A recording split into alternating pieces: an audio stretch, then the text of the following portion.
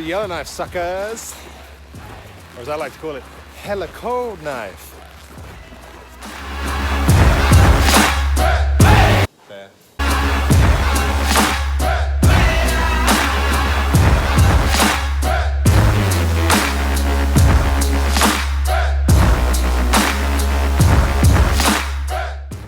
Here we are in Yellowknife in Northwest Territories. 60 degrees north, I believe. Speaking of degrees, it's about -30 today, hence all the get-up. But it is fantastic. You might be thinking, why would you come to such a cold place? Well, it is an absolute winter wonderland, I can tell you that much. It's cold, but that's part of the experience, and there's so many activities to do here, it makes it a great holiday or getaway destination. Things like dog sledding, ski-doing or snowmobiling, exploring frozen lakes, looking at the ice road, watching the northern lights, of course, sampling the local fare, beers, bison burgers, lots to do. Plus, everyone is incredibly friendly here. It's only a small town, about 20,000 people. They all kind of get behind each other and just get on with living in -30 temperatures. I love it. So in this little video, I'm going to show you exactly why Yellowknife is amazing and why you should think about giving it a visit. While I'm here, I'm also, of course, gathering some inspiration for my books. Seeing as I'm writing once again in the frozen world of Emaneska, makes sense to come somewhere like this, doesn't it? Let's take a look around. Today we are going dog sledding and ski-doing with a tour company called Aurora Village Tours. Aurora Village is apparently like this Arctic paradise, so we're going to go check it out today, sled some dogs, ride some ski-doos, go down a giant ice slide. It's going to be great.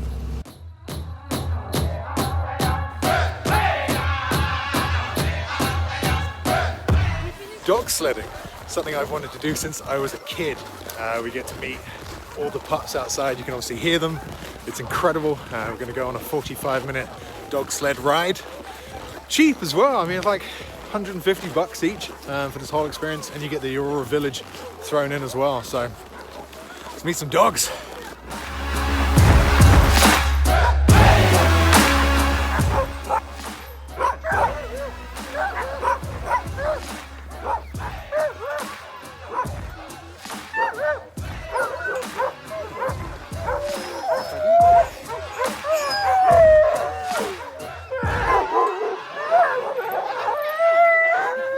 So many dogs. Did you say there are like 80? There are 80 dogs here. What's really crazy is apparently this is warm for the dogs, and they're actually overheating and eating snow to cool down. That's insane, because I'm freezing my nipples off out here.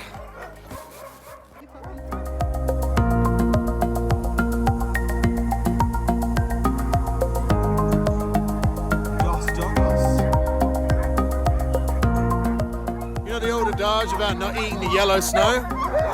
That is some yellow snow.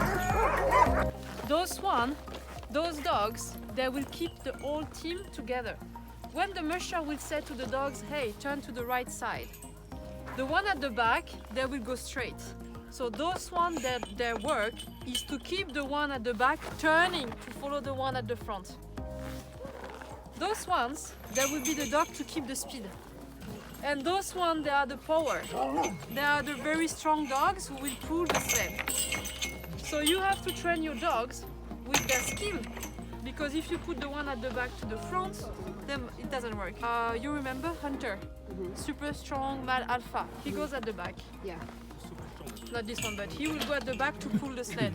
But you cannot put any dog with him. Otherwise, he will just like attack the dog. Wow. So you need to train them to go with their friend.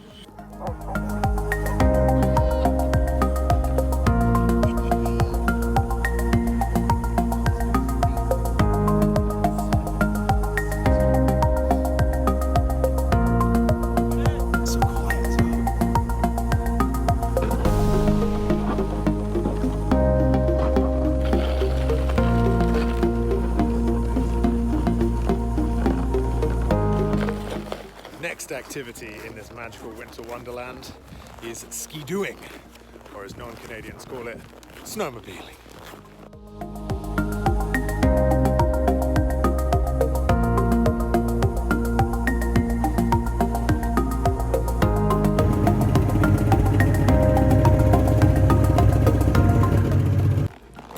That absolute best. Even though those ski-doos are limited to about 45 kilometers an hour, that was exhilarating. Feels much faster when you're on it. Snow's hitting you in the face. Minus 30 wind chill. Obviously you have all the kit, etc. as you saw. Highly recommend that if you've never been on a ski-doo before. And I recommend to be at least 2 person.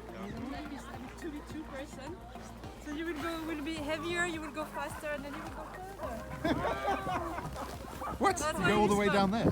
Oh, some people they go like over there. Like Into the trees. What do you win? Do you win anything if you get the furthest distance? You win to go fast and to have a lot of fun.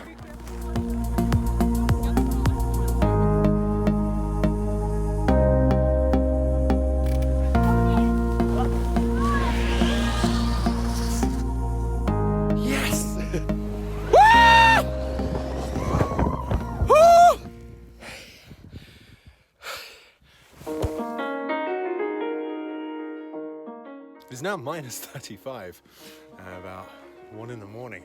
Just done an amazing Aurora tour. Yellowknife has one of the highest possibility of Aurora sightings of anywhere in the world. Due to its unique geomagnetic position, I believe, if I read that right. So yeah, we came here around 9 o'clock, 9 p.m. We have a teepee with a wood-burning stove, we have heated seats, and we just get to stare up at the Aurora, which showed its face for an hour and a half, and it was unbelievable. It was amazing. Never seen it before, and I just can't believe I've seen it now. Another thing off my bucket list. Meanwhile, I think I have frostbite. Tonight we're Aurora hunting once more, this time in Yellowknife itself, downtown. Kind of hard with the street lights, but you can still kind of see it, so we're heading out to another frozen lake to see what we can find. It's about minus 35, almost minus 40 degrees Celsius. The weather forecast today said you can get frostbite in minutes. So I'm very conscious right now that I have a bare hand holding this phone. But either way, we've come out onto a frozen lake, which we were here yesterday, and we're gonna try and capture the Aurora as best we can, which is just, it's so bloody incredible to live in a town where you can just wander slightly outside the streetlights and see the Aurora Borealis just chilling above you.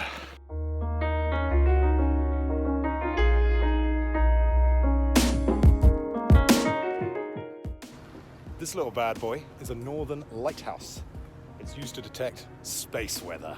That's right, one of the first little settlements in the world to have these all over town, and they tell you what the northern lights and the space weather are going to be. It's great. Ha! Eyelashes are frozen. Also important to remember in Yellowknife that you only have a few hours of daylight each day. Sun comes up around 10, which is a great excuse for a lie-in, and then it kind of sets around 3 or 4. 2 p.m. Sun's going down. Yellowknife's culture goes back thousands and thousands of years, way back through First Nation cultures. So today we've come to the museum, the Northern Heritage Center in Yellowknife, to learn all about said fascinating cultures.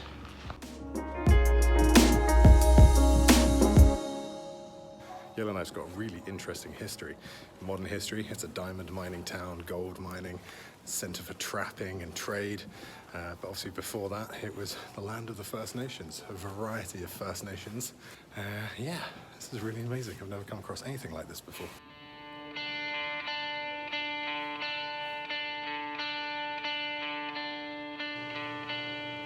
He's cute.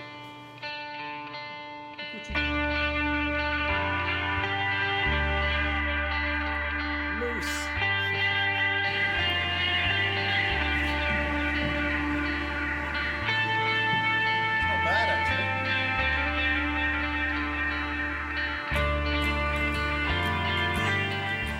If you do end up coming to Yellowknife to explore this winter wonderland, which I highly recommend after this little trip, then my one piece of advice is do not underestimate the cold. Do not fuck with the cold, because the cold will fuck with you. You can get hypothermia in under 10 minutes. You apparently need 1 layer of clothing per minus 10 degrees. So if it's minus 40, 4 layers. And I've got 4 layers top and bottom, and I'm still cold. So just a word of warning to anyone who's going to venture up here. Whew! And alas, that's the end of our Yellowknife trip. amazing time. Can't wait to come back. Highly, highly recommend coming here if you want to experience true winter and true cold. Yes, that was my winter holiday. Guess I better have a summer holiday now. Let's go to Mexico.